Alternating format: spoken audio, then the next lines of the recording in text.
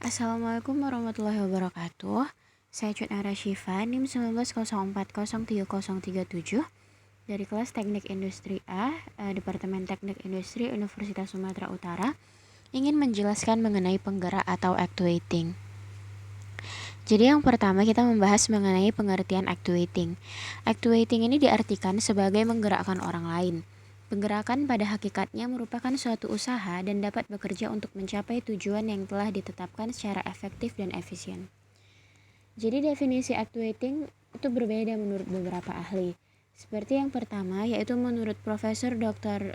Sondang MPA, dia mengemukakan bahwa penggerakan adalah sebagai keseluruhan proses pemberian dorongan bekerja kepada para bawahan sedemikian rupa sehingga mereka mau bekerja dengan ikhlas demi tercapainya tujuan organisasi dengan efisien dan ekonomis.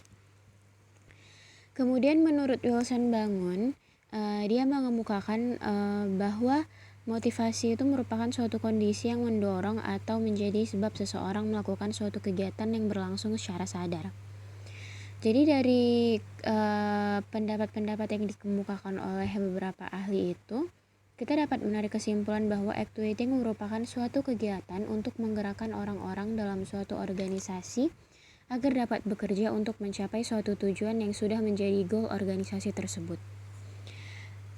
Adapun hal-hal yang dalam melaksanakan fungsi penggerakan dapat dideskripsikan sebagai berikut.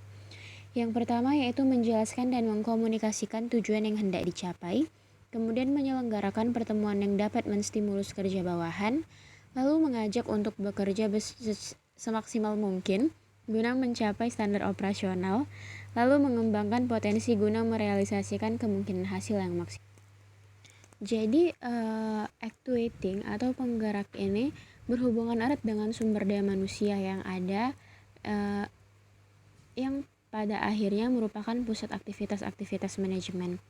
Arti penting sumber daya manusia bagi suatu perusahaan itu terletak pada kemampuan untuk bereaksi secara sukarela dan secara positif melaksanakan pekerjaan untuk mencapai tujuan. Kemudian kita membahas mengenai tujuan actuating.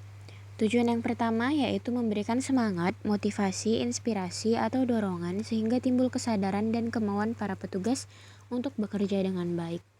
Kemudian yang kedua yaitu pemberian bimbingan lewat contoh-contoh tindakan atau teladan.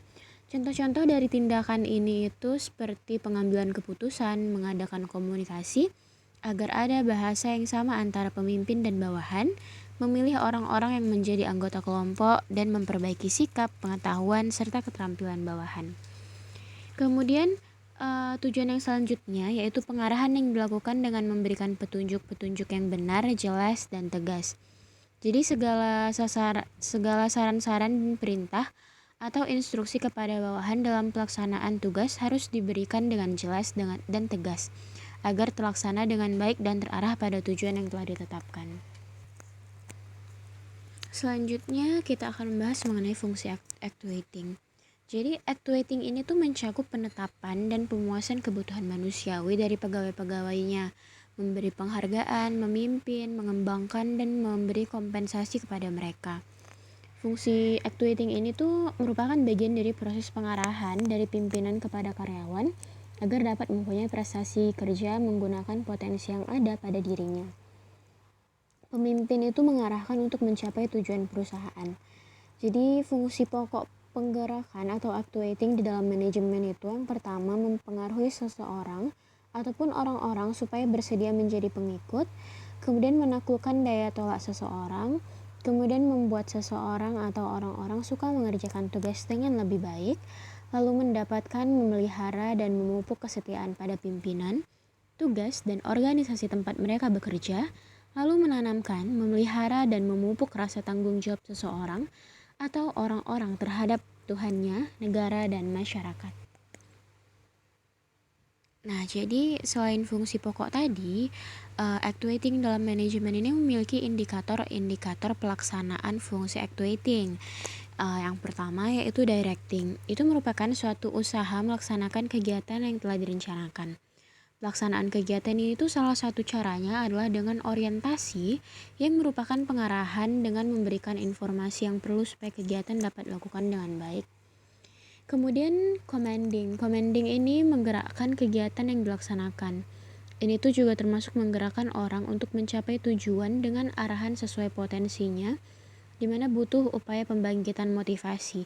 Jadi pemberian motivasi ini merupakan salah satu aktivitas yang harus dilakukan. Setelah kita memberi motivasi, kemudian langkah selanjutnya itu pemberian perintah.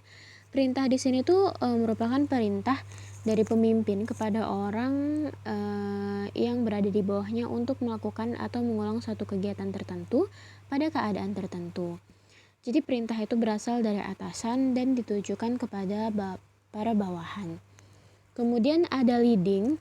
Leading itu merupakan suatu kegiatan memberikan contoh yang dilakukan pemimpin kepada bawahan dalam kegiatan yang dilaksanakan. Pemberian contoh itu berupa tindakan yang dilakukan lewat pembimbingan. Pembimbingan ini itu dilakukan oleh pimpinan terhadap pelaksana, kemudian dilakukan dengan jalan usaha-usaha yang bersifat mempengaruhi dan menetapkan arah tindakan mereka. Lalu ada coordinating. Coordinating ini merupakan suatu usaha menyelenggarakan pertemuan yang dapat menstimulasi pekerjaan. Usaha ini tuh dilakukan pimpinan dalam rangka penjalinan hubungan dan penyelenggaraan komunikasi.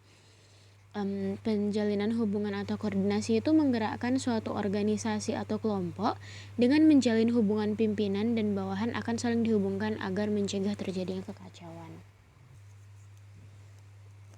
Nah, kemudian ada bentuk kegiatan actuating.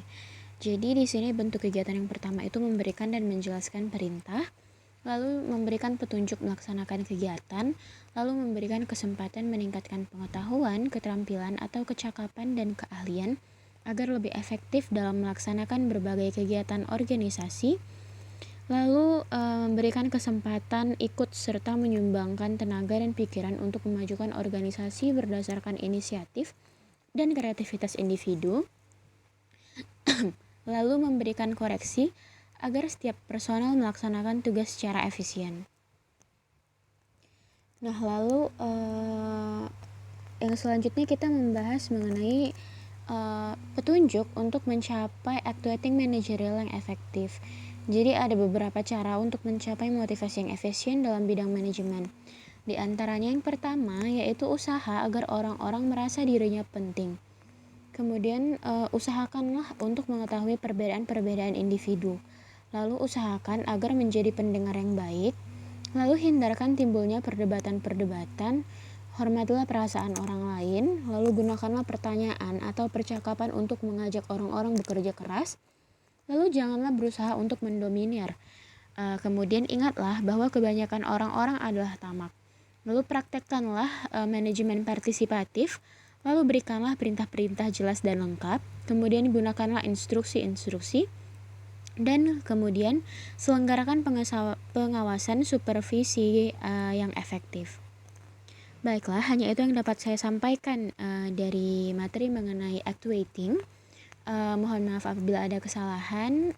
Assalamualaikum warahmatullahi wabarakatuh.